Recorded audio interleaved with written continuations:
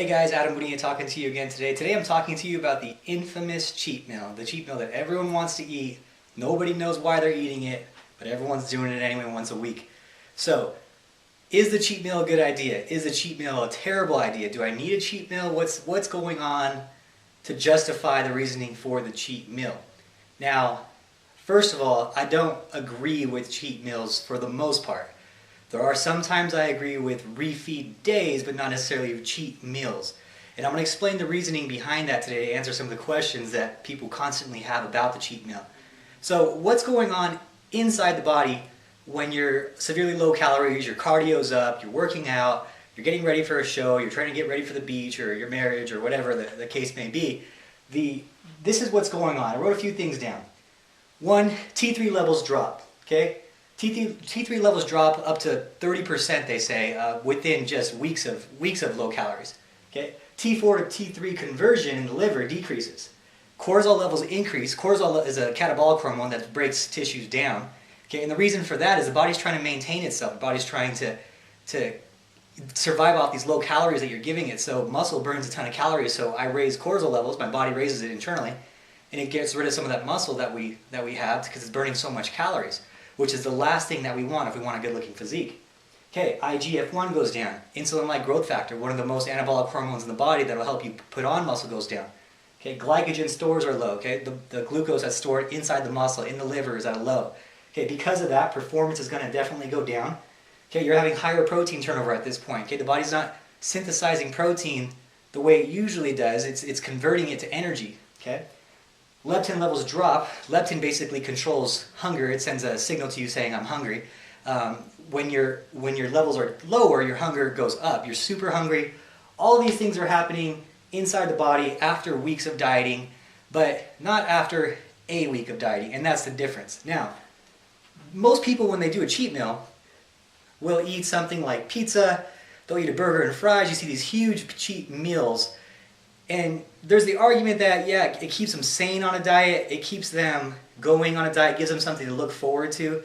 But when we're talking about athletes trying to be on the top level or compete with their physique, I don't feel like that's necessary. I feel like the determination and dedication to looking a certain way overpowers that. Now, if you're a regular health and fitness person, there might be an argument for it. I still disagree with it and won't be giving anyone of my people freedom to eat whatever they want one day a week. Sorry. So, and the reason is this. Once all these things are happening, okay, your metabolic rate is decreased up to 30%. If my metabolic rate is decreased 30%, does it sound like a good idea for me to eat one huge meal with very high fat content like pizza, burgers, fries, etc., pastas? It's not a good idea. And the reason is this. When you have a fat gram, 1 gram of fat is 9 calories, okay? Out of all the macronutrients, okay, which is, fats, carbs, and protein, fat is the easiest to be stored as fat. 98 out of 100 calories can be stored as fat, as opposed to protein and carbs, which is less than 90. It's actually like 84 and 76 when it comes to protein and carbs. So, because of that, with a decreased metabolic rate, with a decreased metabolic rate and a huge influx of fat, it's a terrible idea because you're going to store most of those calories as fat. Okay, most of that fat is going to get stored as fat. Now, the purpose of a refeed is to reverse all these effects.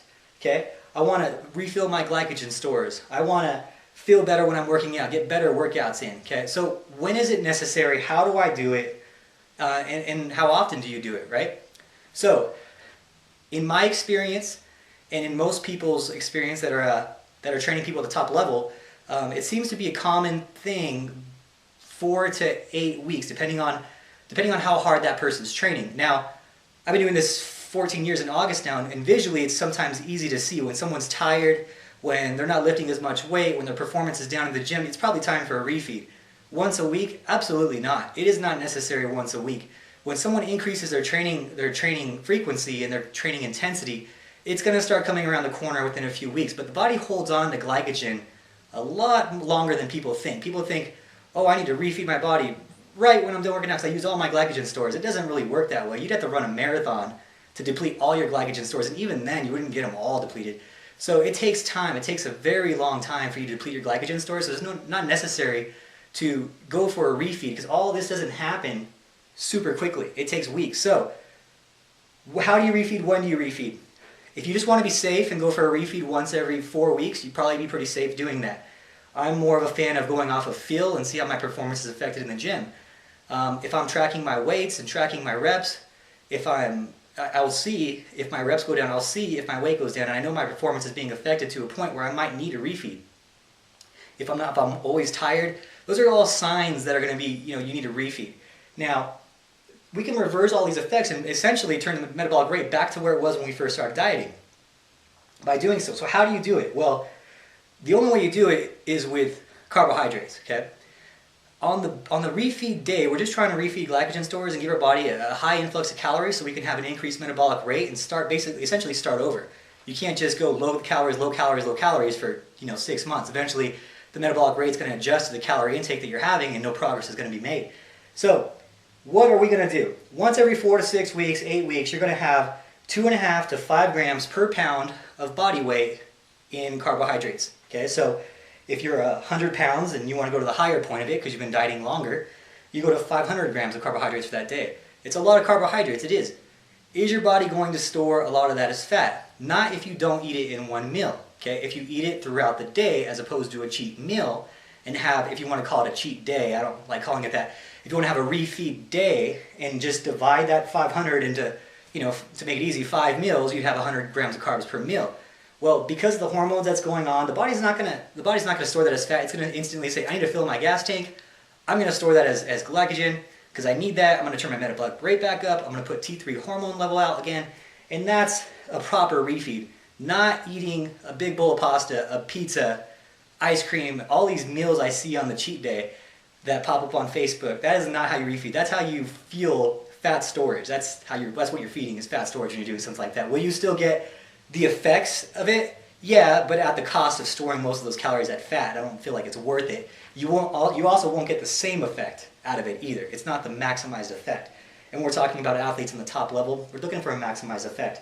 So basically that's it when it comes to refeed. If you have any questions, please feel free to email me, facebook.com/Adam Bonilla. Here to help. I'll see you guys around. Thanks for watching. Bye.